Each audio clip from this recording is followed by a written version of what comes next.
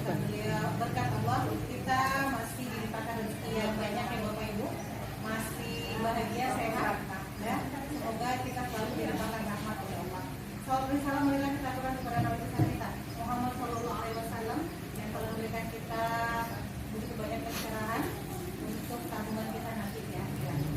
Yang terhormat Ibu Kepala Sekolah, yang terhormat Ibu-ibu Wakil Kepala Sekolah, dan yang kami banggakan narasumber hari ini Ibu Hardita SPDI yang menjadi narasumber berbagi praktik budaya positif kali ini, dan juga ibu-ibu, ada bapaknya, ibu-ibu yang kami cintai, yang cantik-cantik semua dari SMA 2 Harau.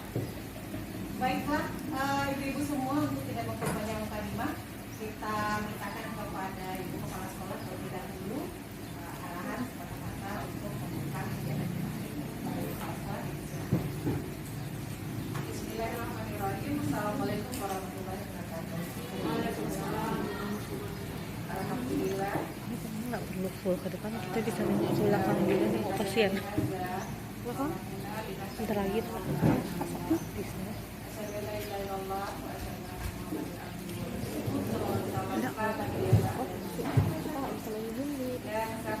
Enggak, dia sedikit aja. Ini kita. Bagaimana pelaksanaan tombel kita ini bisa semaksimal mungkin dan bisa berbagi, terutama berbagi praktik baik, sehingga semua kita bisa menularkan kebaikan, semua kita bisa memberikan kebaikan. Begitupun dalam kesempatan ini kita juga sama-sama bisa menerima apa-apa saja kebaikan-kebaikan yang demi tugas kita bersama untuk meningkatkan kualitas pembelajaran kita demi masa depan anak bangsa kita. Mudah-mudahan kedepannya kegiatan ini berjalan dengan lancar dan bermanfaat bagi kita semua. Dan begitupun dengan yang lain, selalu kami mensupport bagaimana. Terima kasih ucapkan kepada Ibu Kepala Sekolah yang telah memberikan arahan dan motivasi kepada kita semua. Baiklah ibu-ibu semua yang masih semangat untuk menerima ilmu baru, kita lanjutkan saja ke pokok acara kita hari ini, yaitu berbagi praktik baik dari Ibu Hardita SPD. Kepada Bu Hardita, silakan. Terima kasih. Mungkin bawah aja. Kita langsung saja ya. Assalamualaikum warahmatullahi wabarakatuh. Waalaikumsalam warahmatullahi wabarakatuh. Oke, di sini saya mengambil waktunya sedikit sebelum kegiatan tombel kita. Yaitu di sini kebetulan ada tugas dari TGP ini, aksi nyata menerapkan budaya positif di sekolah. Nah, jadi berdasarkan ilmu yang sudah didapat, mungkin di sini berbagi informasi aja sedikit tentang budaya positif yang sudah didapat. Nah, saya yakin ibu-ibu semua sebenarnya sudah menerapkannya di sekolah atau di kelas. Cuma mungkin di sini kita biar bisa sharing dan berbagi dan mungkin mengingatkan kalau mana tahu ada yang lupa. Oke, nah di sini ini pemahaman saya sendiri ya tentang budaya positif. Ya, berdasarkan prakasa perubahan yang sudah kemarin kita ada visi ya, yang kemarin sempat mengikuti kegiatan kita kemarin, ada salah satunya budaya positif. Nah, budaya positif berdasarkan prakasa perubahan yang kita lakukan, budaya positif dapat kita terapkan di sekolah melalui kegiatan yang dilakukan dengan memanfaatkan semua stakeholder yang ada di sekolah. Budaya positif dapat diciptakan teori kontrol. Ini ada makna disiplin. Jadi apa sih yang disiplin itu? Nah, kalau ini belajar kontrol diri dengan mengenali potensi diri, keinginan kita bukan berdasarkan keinginan orang lain. Nah, di sini juga kita melakukan tindakan atau perilaku itu ada motivasi yang mendorongnya ya. Mungkin takut dapat hukuman, takut tidak dapat nilai kayak gitu. Nah, yang kedua yaitu mendapatkan imbalan. Nah, seperti yang disampaikan tadi, ada yang diharapkannya untuk melakukan kegiatan tersebut. Nah, berarti motivasi. Oke, tujuannya untuk apa? Oke, jadi masing-masing kita tentu punya motivasi yang berbeda-beda untuk datang tepat waktu. Ada mungkin motivasinya supaya tidak, yang pertama terhukum, yang kedua membuat rasa bersalah, yang ketiga teman, yang keempat pemantau, yang kelima manajer. Oke. Nah jadi kembali ada 5 kebutuhan dasar manusia. Nah jadi nanti di lapangan di kelas ketika anak melakukan tindakan atau perilaku itu ya, pasti kita sebagai guru perlu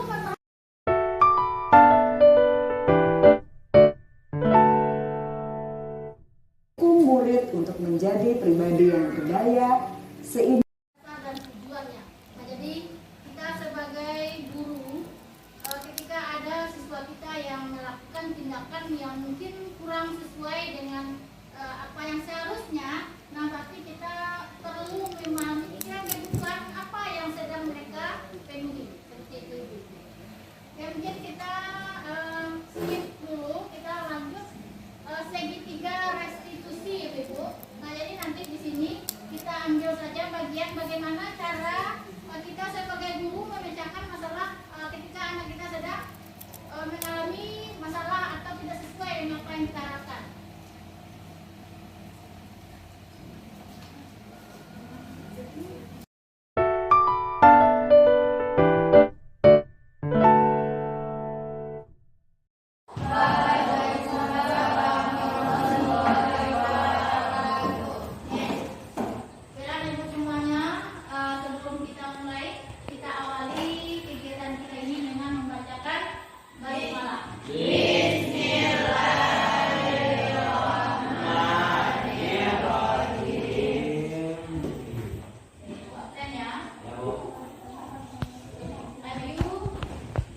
Duduk.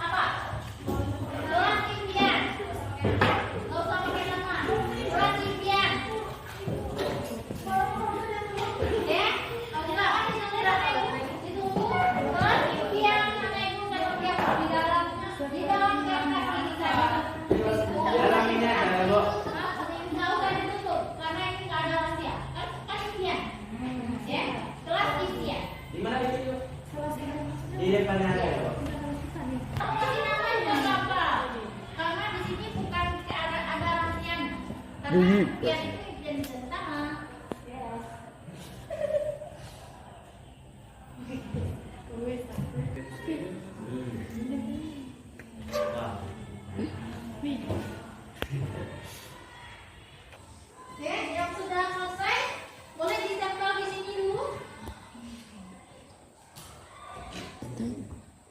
Lagi.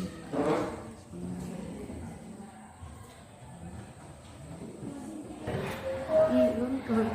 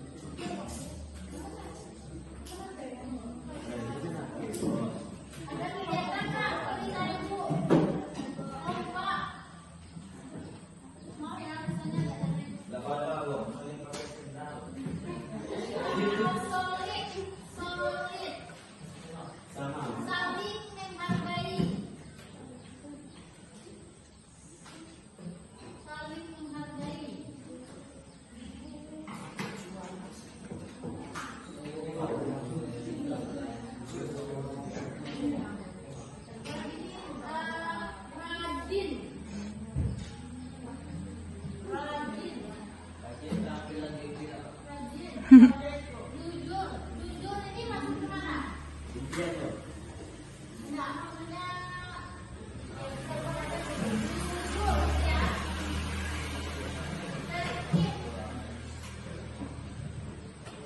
Masuk ke kompak. Oke. Kalau solid masuk ke mana juga? Oke, maksudnya nanti ini udah solid juga, nyaman udah. Masuknya ke mana? Prestasinya.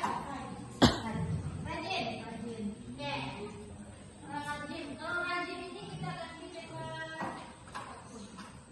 prestasi. Prestasi.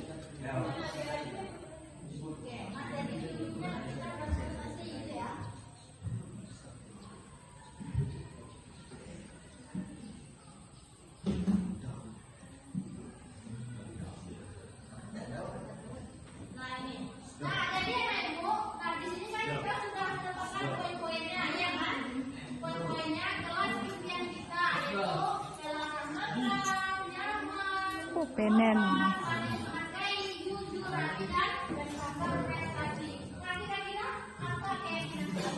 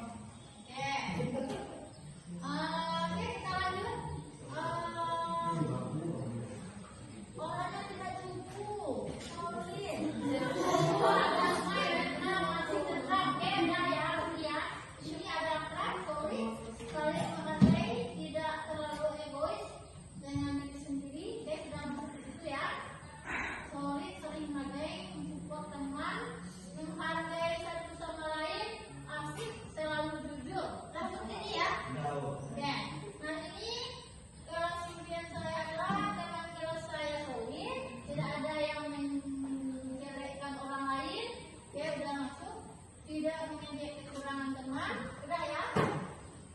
Tidak kalau dengan orang yang egois, dan masuk berarti ke sini ya. Yang hanya mikir orang lain, tidak mau menghargai orang lain, berarti maksudnya ke sini berarti.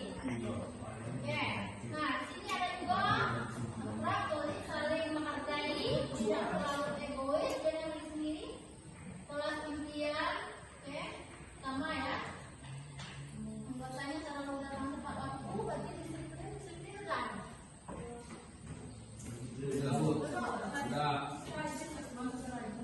Maksudnya rajin, oke. Anggota selalu datang tepat waktu, kelas yang nyaman, bersih, duduk di pojok literasi tersusun rapi, berarti maksud berapa? Yang nyaman. Rapi. Kalau rajis, rapi ini buku di pojok literasi tersusun rapi.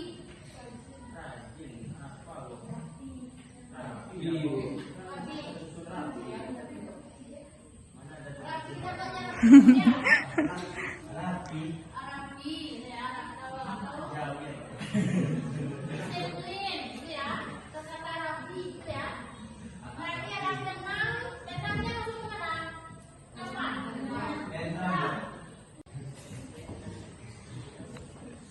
Nah, apa lagi? Bagaimana kita dapat melaksanakan kelas impian kita itu dengan keyakinan kelas? Mengumpulkan tugas apa nak? Mengumpulkan keyakinan maksudnya sini. Keyakinan maksudnya sini. Apa yang akan kita lakukan? Keyakinan apa yang bisa kita buat supaya kelas impian kita ini tercapai? Nah, bagaimana caranya? Pertama, datangnya tepat waktu. Apa? Oke, coba usaha. Coba usaha. Apa nak? Iya.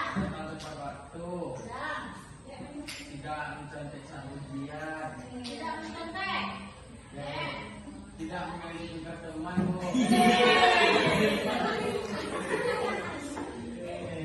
Berarti jujur itu ya. tidak boleh pakai sendal. Oke, berarti maksudnya kayak jujur ini. Jujur. Nah, jujur. Apa lagi nak? Baju nggak boleh keluar bu. Kita bacanya di sini ya. Sudah datang waktu, jujur. Apa lagi untuk mencapai yang ini? Apa yang harus kita lakukan? Oke, saling kita mulai. Saling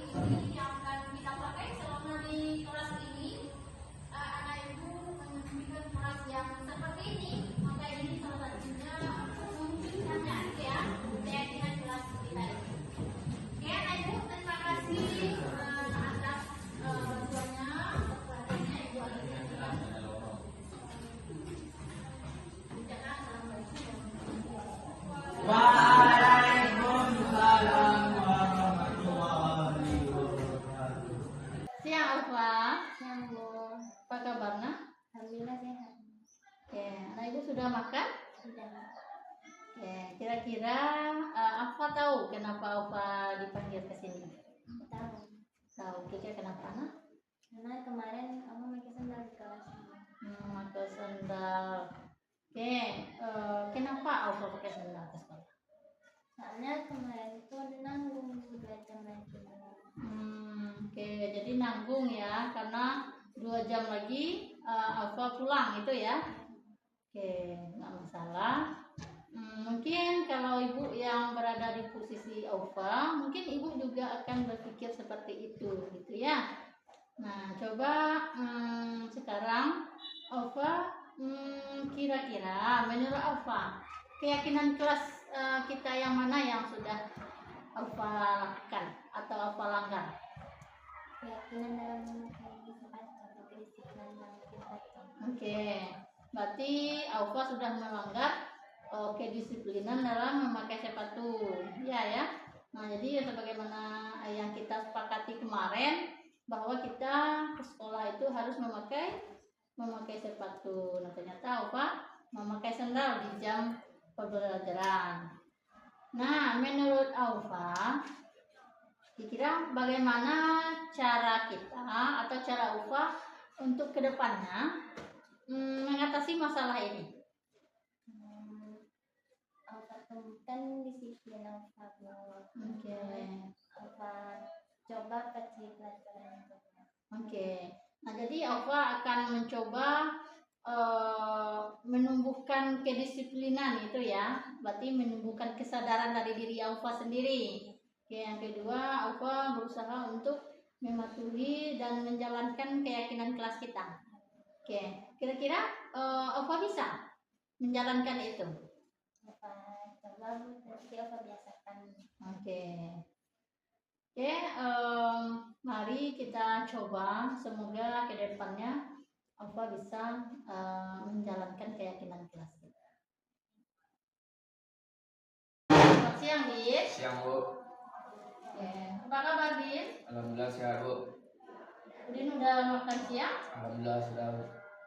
Oke. Din, kira-kira Udin tahu kenapa ibu panggil ke sini? Tahu Oke, kenapa Udin ibu panggil? karena Udin di jam ke-7 Udin memakai sandal Bu. Kayak sandal. Oke. Nggak apa-apa, Din. Memang kita pernah melakukan kesalahan. Nggak Udin aja yang melakukan kesalahan, ada teman-teman juga melakukan kesalahan. Nah, sekarang Udin tahu apa alasan Udin memakai sandal? Karena sepatunya hilang Bu. Hilang sandal Udin. Sepatunya hilang. Ya, Oke. Di mana hilangnya, Din? di asrama Bu. Di asrama. Oke, jadi gara-gara sepatunya hilang, jadi Udin pakai sandal kemarin itu, pakai ini ya, pergi ke sekolah ya. Ya Bu. Oke. Nah, coba sekarang untuk kedepannya, bagaimana cara Udin supaya sepatu Udin ini nggak hilang? Caranya disimpan di rak sepatu Bu. Di rak sepatu. Mana lagi? Dan di tempat-tempat sepatu Oke. Kemarin taruhnya di mana, Din? di luar Bu. Oh, di luar. Sekarang Udin mau taruh di dalam atau dekat rak gitu ya, Ya, supaya Bu. tidak hilang. Selain itu, bagaimana cara Udin supaya sepatu Udin ini nggak hilang lagi?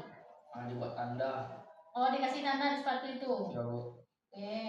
Selain itu ada lagi, Din? Dibuat nama Bu. Kasih nama ya, Ya. supaya kita bisa melihat ini punya kita gitu ya, Din.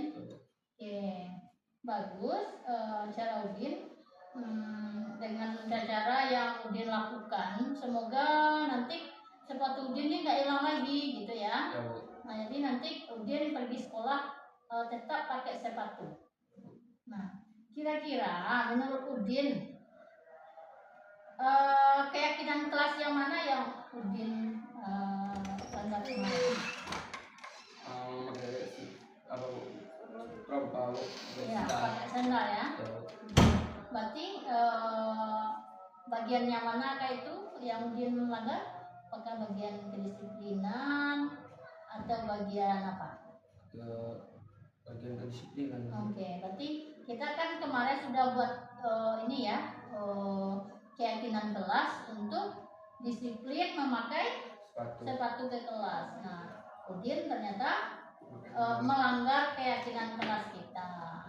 Oke, nah semoga Udin kedepannya bisa tetap menjalankan keyakinan kelas kita ya. Ya, Bu. Ya. Terima kasih Din, semoga kedepannya Udin bisa lebih baik. Ya, Bu.